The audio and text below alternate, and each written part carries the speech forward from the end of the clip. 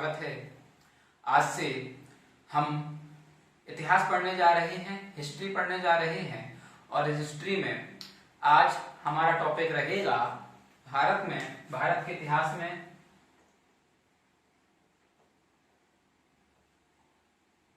आधुनिक भारत का इतिहास स्टार्ट कर रहे हैं दोस्तों। और आधुनिक भारत का इतिहास की स्टार्टिंग कहां से हुई और कहां तक ये चला, ये पूरा हमें पढ़ना है। इसके 1 बाय 1 लेक्चर हमारे आएंगे।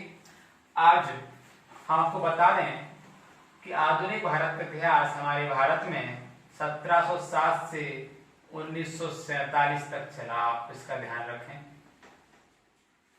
1707 से 1947 तक आधुनिक भारत का इतिहास चला। और सबसे पहले आधुनिक भारत का इतिहास पढ़ने से पहले हमें मुगलों का पतन पढ़ना होगा, उसी में ये शामिल रहेगा। मुगलों का पतन दोस्तों शुरू हो गया था 1707 में। मुगल सम्राट औरंगजेब की मृत्यु के बाद उनके कोई अच्छे उत्तराधिकारी नहीं आए और उनका धीरे धीरे पतन शुरू हो गया था। और 1857 तक ये चला, जब 1857 में बहादुर शाह जफर द्वितीय को बंदी बना लिया था और बंदी बनाकर रंगून भेज दिया था। तब 1857 में मुगल साम्राज्य का विद्रोह पतन हो गया था। तो आइए 1707 एक कहानी हम औरंगजेब की मृत्यु के बाद से स्टार्ट कर रहे हैं। जैसे ही दोस्तों हमारा आधुनिक भारत का इतिहास खत्म होगा, हम वापस आएंगे और सारी हिस्ट्री आपको पढ़ाएंगे। लेकिन स्टार्टिंग आज से हमने आधुनिक भारत का इतिहास से की है। तो 1707 मुगलों के पतन से स्टार्ट कर रहे हैं और मुगलों के पतन में बात हो रही है दोस्तों औरंगजेब की। तो इसके पीछे की जो भी कहानी है वो हमारे अगले लेक्चर में आएगी दोस्तों। फिलहाल में अभी हम आपको औरंगजेब की मृत्यु के बाद की कहानी बता रहे हैं। औरंगजेब की मृत्यु 3 मार्च 1707 में 89 साल की उम्र में, याद रखें दोस्तों, 89 साल की उम्र में अहमदनगर, जो उस समय महाराष्ट्र में था,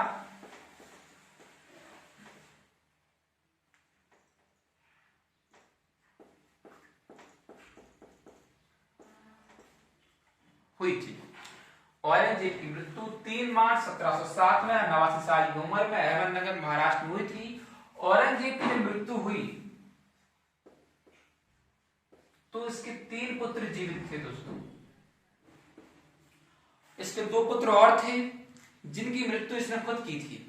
एक का नाम था मोहम्मद अकबर, दूसरे का नाम था मोहम्मद सुल्तान। मोहम्मद अकबर और मोहम्मद सुल्तान की मृत्यु इसलिए की थी क्योंकि इसने औरंगजेब के खिलाफ विद्रोह कर दिया था। उन दोनों ने जब औरंगजेब के खिलाफ विद्रोह किया तो औरंगजेब ने उनकी हत्या करवा दी थी। मुहज्जम इन तीनों में बड़ा था। और दोस्तों औरंगजेब का एक वजीर था, जिसने करीब करीब 31 साल तक बहुत ईमानदारी से अपना पक्ष रखा, अपना साथ दिया मुगल साम्राज्य के लिए, औरंगजेब के लिए। उसका नाम था असद खां। दोस्तों ये असद खां था। इस असद खां ने मुहज्जम की हेल्प की। तो दोस्तों मुहज्जम ने असद खां की मदद से 1707 में ही आजम के साथ एक युद्ध लड़ा और इसकी हत्या कर दी, यानी यहां पर इसको मार दिया। साथ में 1709 में ही इसने अपने दूसरे भाई कामबख्श को भी मार दिया दोस्तों। इसके बाद मुगल साम्राज्य में औरंगजेब के बाद अब शासक शेष रह गया बनने के लिए मुहज्जम ही। अब मुहज्जम ने अपने आप को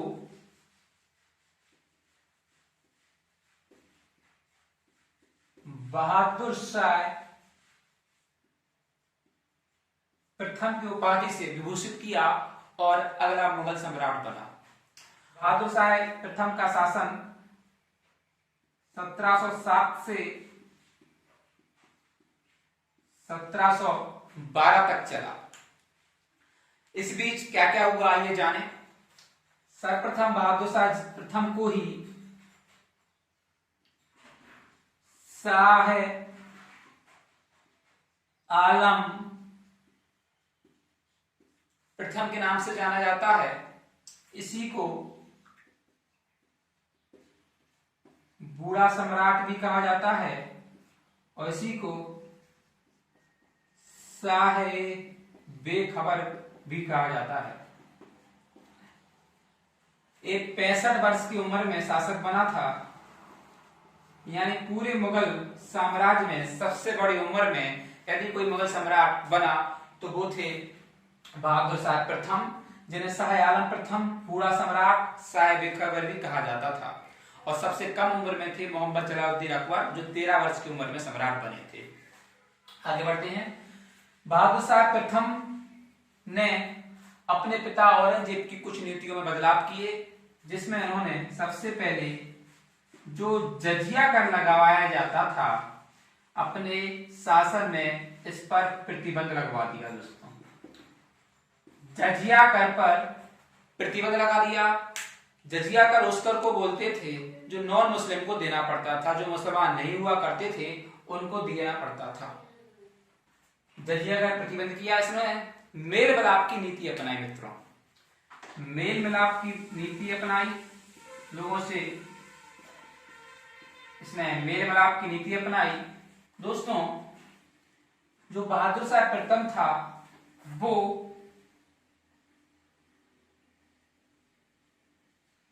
राजौरी के राजा राजू की पुत्री नवाबबाई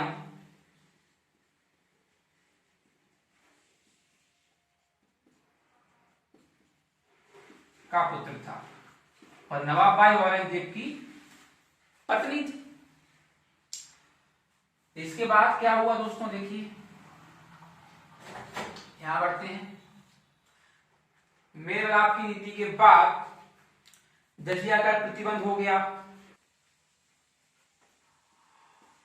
1689 में शिवाजी का पुत्र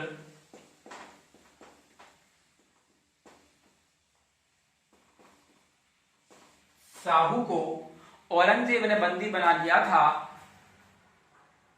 लेकिन 1760 में जैसे ही औरंगजेब की मृत्यु होती है, तो शाह आलम प्रथम या फिर बहादुर शाह प्रथम शिवाजी के पुत्र शाहू को आजाद कर देता है 1707 में, और 1707 में वह शाहू बनते हैं छत्रपति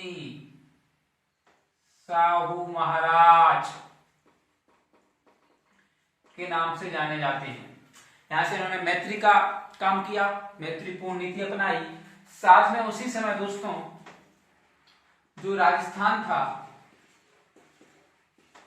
जिसे भूतकाल में राजपूत राज के नाम से जाना जाता था, 2 भागों में विभाजित था। एक था मारवाड़ और दूसरा था आमेर।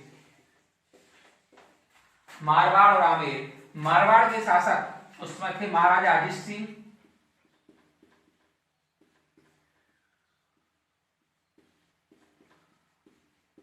और मेवाड़ आमेर के थे जय सिंह।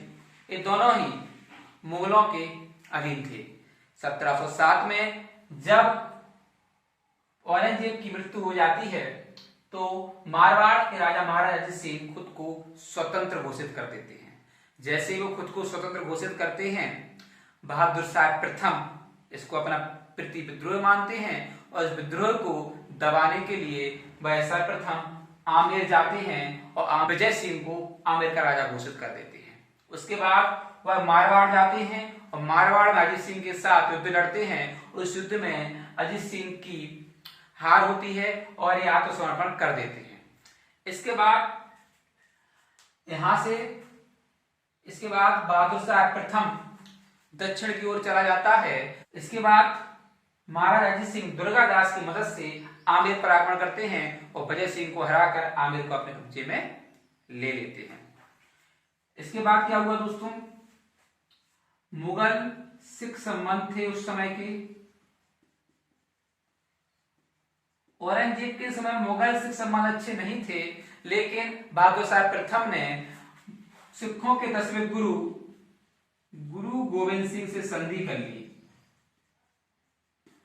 सिखों के 10वें गुरु गोविंद सिंह से दोस्तों संधि कर ली, लेकिन ये संधि ज्यादा लंबी नहीं चली। 1708 में ही गुरु गोविंद सिंह की मृत्यु हो जाती है। लेकिन 1699 में गुरु गोविंद सिंह ने एक खालसा पंथ का निर्माण किया था, जो एक प्रकार की सेना थी, और उनका एक सेवक था जिसका नाम था बंदा बहादुर सिंह। बंदा बहादुर सिंह अनन्य सेवक था गुरु गोविंद सिंह का। उसने गुरु गोविंद सिंह और गुरु नानक देव जी के सिक्के भी चलवाए थे। और गुरु गोविंद सिंह जी ने यह भी कहा था कि मैं सिखों का 10वां गुरु हूं, इसके बाद कोई गुरु नहीं होगा, हमारा गुरु ग्रंथ साहिब ही अगले गुरु माने जाएंगे, जो सदैव सदैव के लिए सिखों के अगले गुरु हैं। साथ में बंदा बहादुर सिंह और बहादुर शाह प्रथम के मेल मिलाप अच्छे नहीं थे, तो 1712 ईस्वी में इन दोनों के मध्य युद्ध हुआ और बंदा बहादुर सिंह पराजित हुए। इसी अभियान के तहत 1712 ईस्वी में दोस्तों बहादुर शाह प्रथम की मृत्यु हो जाती है, और बहादुर शाह प्रथम के बाद अगला शासक बहादुर शाह प्रथम का बड़ा पुत्र जहादर शाह आता है। जहादर शाह के बारे में हम अपने अगले पार्ट में पढ़ेंगे और इस पार्ट को कंटिन्यू करेंगे। उम्मीद करता हूं दोस्तों यदि आपको वीडियो अच्छा लगा हो तो लाइक करें, शेयर करें, सब्सक्राइब जरूर करें, और आधुनिक भारत के इतिहास में मेरे साथ जुड़ें। ये लेक्चर लंबे चलेंगे दोस्तों, और डेली आपको हम इतिहास पढ़ाएंगे। Thank you very much.